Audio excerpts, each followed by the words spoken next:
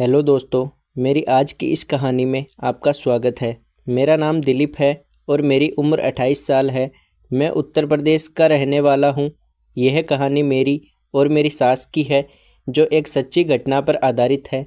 दोस्तों, कहानी में अंत तक बने रहिएगा और चैनल पर नए हो तो चैनल को सब्सक्राइब ज़रूर कर ले, ताकि आप लोगों का प्यार और सपोर्ट मुझे यूं ही मिलता रहे। दोस्तों, यह बात 2020 की है। एक दिन मैं और मेरी पत्नी कविता घर में अकेले थे। हम दोनों अपना काम कर रहे थे। तभी मैंने देखा कि कमरे के दरवाजे पर मेरी सास खड़ी थी। मैंने बाहर मेन डोर लॉक किया था, इसलिए बेडरूम का दरवाज़ा खुला ही था। लेकिन सासू माँ के पास हमारे फ्लैट की एक चाबी थी, शायद उसी से वो अंदर आ गई थी। मैं सासू माँ को देख कर रुका, पर वो मुझे कैरी ऑन का इशारा करके चली गई। उन्होंने बाहर जाकर फिर से डोरबेल बजाई, तो मैं जल्दी से बाहर का दरवाज़ा खोलने आया। मैंने दरवाज़ा खोला तो सासू माँ दरवाजे पर थी। उनके चेहरे पर मुस्कान थी। मैं अपनी पत्नी को आवाज़ देते हुए बोला, कविता, मम्मी जी आई है। तो कविता बोली, आ रही हूँ, रुको। 5 मिनट बाद वह गाउन पहनकर बाहर आ गई।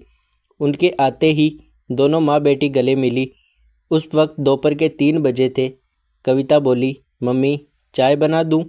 सासू माँ ने हामी भरी, ठीक है। वह किचन में गई तो देखा वहाँ दूध नहीं था। मैं बाहर दूध लाने जाने लगा तो कविता बोली, मैं खुद जा रही हूँ, मुझे बाहर दुकान वाली आंटी से कुछ पुराना हिसाब करना है। यह कहकर कविता बाहर चली गई। मैं और सासू माँ घर पर अकेले रह गए थे। मैं उनसे नज़रें नहीं मिला पा रहा था। तभी वह बोली, सॉरी, मुझे ऐसे अचानक नहीं आना चाहिए था। मैं बोला, कोई बात नहीं मम्मी जी, आपका ही तो घर है। वह मंद मंद मुस्कुराती हुई बोली, शर्माओ मत ज़्यादा, मैं कविता से कुछ नहीं कहूँगी। हम दोनों शांत बैठे रहे। तभी कविता आ गई और चाय बनाकर ले आई। कविता ने सासू माँ से पूछा, मम्मी, आज अचानक कैसे आना हुआ? तो सासू माँ ने बताया कि वह मेरे ससुर जी की कुछ प्रॉपर्टी और बैंक के काम से आई है, क्योंकि हाल ही में कुछ दिनों पहले मेरे ससुर जी का स्वर्गवास हो गया था। तो उनकी जो प्रॉपर्टी वगैरह थी, वह सासू माँ के नाम पर करवानी थी। यह काम कल मुझे ही सासू माँ के साथ जाकर करवाना था, इसलिए सासू माँ आई थी। उस रात हमने खाना वाना खाया और सोने चले गए। हमारे घर में 2 कमरे थे, जिसमें एक कमरे में सासू माँ सो गई और एक कमरे में मैं और मेरी पत्नी कविता सो गए। आज मैं और कविता ऐसे ही चुपचाप सो गए थे। अगले रोज़ देश भर में लॉकडाउन लग गया था। कोई कहीं नहीं जा सकता था। हमारी अपार्टमेंट भी कोरोना के कारण सील कर दी गई और सासू माँ अब यहीं फंस गई थी। शुरुआत के 4-5 दिन तो जैसे तैसे कटे, फिर ऊब शुरू हो गई। हम टीवी देखते रहते, मोबाइल देखते रहते। मैं घर में पूरे कपड़े पहने रहता, सासू माँ साड़ी और कविता ज़रूर हल्के कपड़े पहने रहती थी। अब सासू माँ के सामने मैं अपनी पत्नी के साथ कंफर्टेबल फील नहीं कर पा रहा था। मुझे बहुत अजीब सा लगता था। एक दिन सासू माँ जब बाथरूम में थी, तो मैंने कविता को पीछे से जाकर गले लगा लिया, तो वह छटपटा उठी और बोली, पागल हो गए हो क्या? मम्मी है अभी यहाँ। मैं मुंह बनाकर वापस आ गया और कविता से नाराज़ हो गया। पहले मैं थोड़ी देर बालकनी में बैठा रहा, फिर अंदर कमरे में आ गया। थोड़ी देर बाद मैं ऊपर छत पर चला गया, फिर भी मेरा मन नहीं लग रहा था। कविता समझ रही थी कि मैं नाराज़ हूँ, पर वो भी क्या कर सकती थी। अगले दिन सुबह 10 बजे मैं नहाकर आया, तो मुझे अपना एक लोवर नहीं मिल रहा था। तो मैंने कविता को खूब आवाज़ दी, लेकिन वह नहीं आई।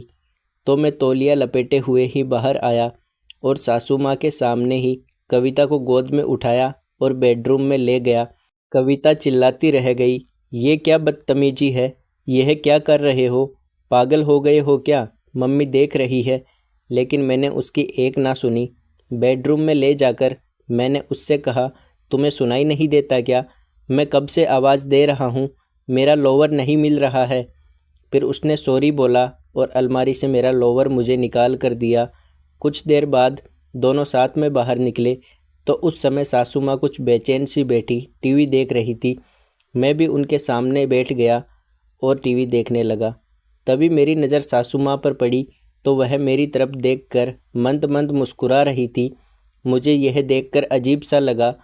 पता नहीं कैसे अचानक मैंने सासू माँ से पूछा, क्यों मम्मी जी, क्या ख्याल है मेरे बारे में? इतने में कविता मेरे पीछे आकर बोली, ये क्या बदतमीजी है दिलीप, मेरी मम्मी से ये कैसी बात कर रहे हो तुम?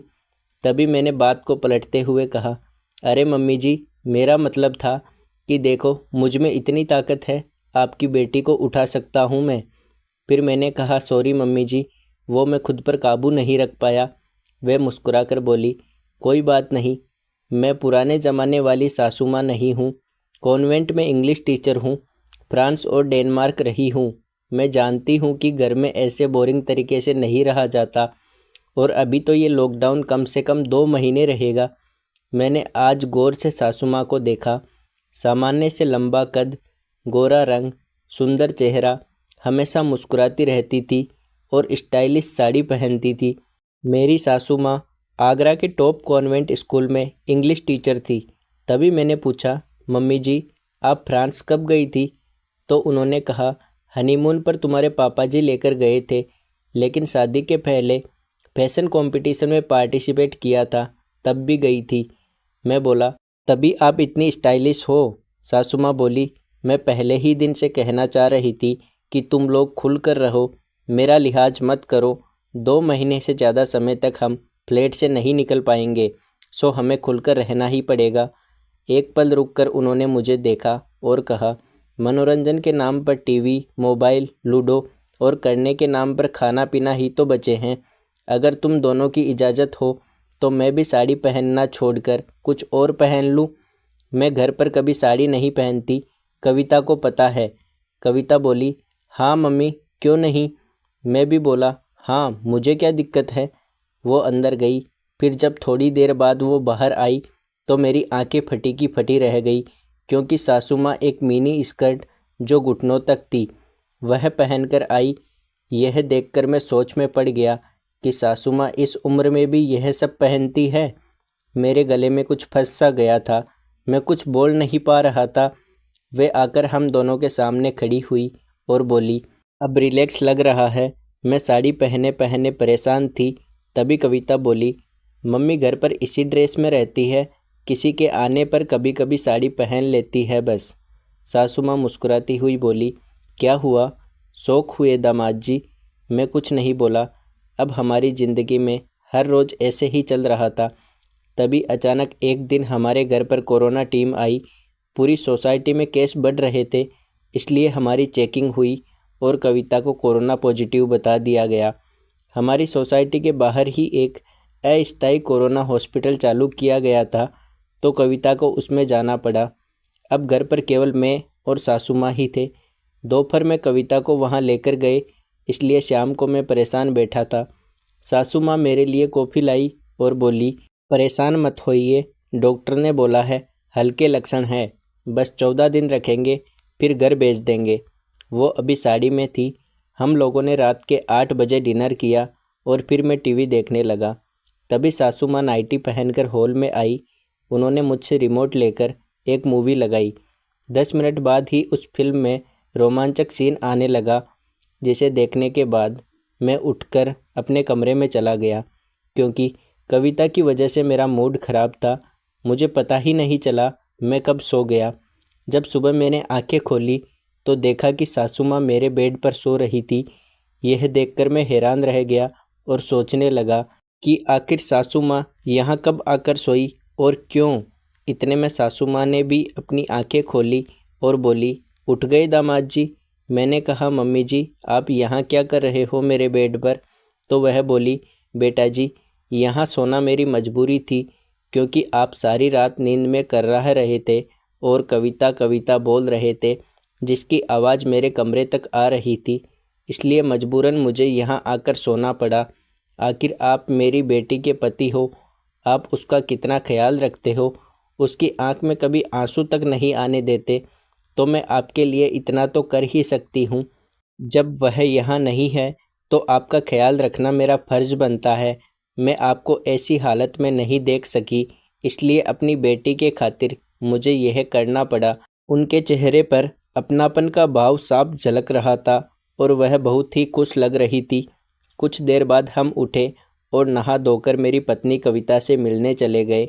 उससे मिलकर आने के बाद हमने साथ में खाना खाया और पूरे दिन घर में खूब मौज मस्ती की। रात के खाने के बाद सासू माँ आज फिर मेरे साथ ही सो गई। जब तक मेरी पत्नी वापस घर नहीं आ गई तब तक सासू माँ हर रोज़ मेरे कमरे में ही सोती थी और मेरा बहुत ख्याल रखती थी। जब मेरी पत्नी वापस आई तो मैंने उसको सब कुछ बताया और वह बहुत खुश हुई और अपनी माँ को मेरा ख्याल रखने के लिए धन्यवाद कहा। फिर जब तक लॉकडाउन चला तब तक हम तीनों ने मिलकर खूब मौज मस्ती की और उसके बाद सासू माँ अपने घर चली गई थी। लेकिन मेरी पत्नी के कहने पर हमने सासू माँ को अपने पास ही रहने के लिए बुला लिया, क्योंकि वहाँ पर वह अकेली रहती थी। आज हम तीनों अपनी ज़िंदगी में बहुत खुशी से मिलजुल कर रहते हैं। तो दोस्तों, यह थी हमारी आज की कहानी। आपको यह कहानी कैसी लगी कमेंट करके ज़रूर बताएं। अगर कहानी पसंद आई हो तो इसे लाइक करें और अपने दोस्तों के साथ शेयर करें। आगे भी ऐसी ही रोमांचक कहानियों के लिए हमारे चैनल को सब्सक्राइब करें और बेल आइकन दबाना ना भूलें, ताकि आप हमारी कोई भी कहानी मिस ना करें। धन्यवाद।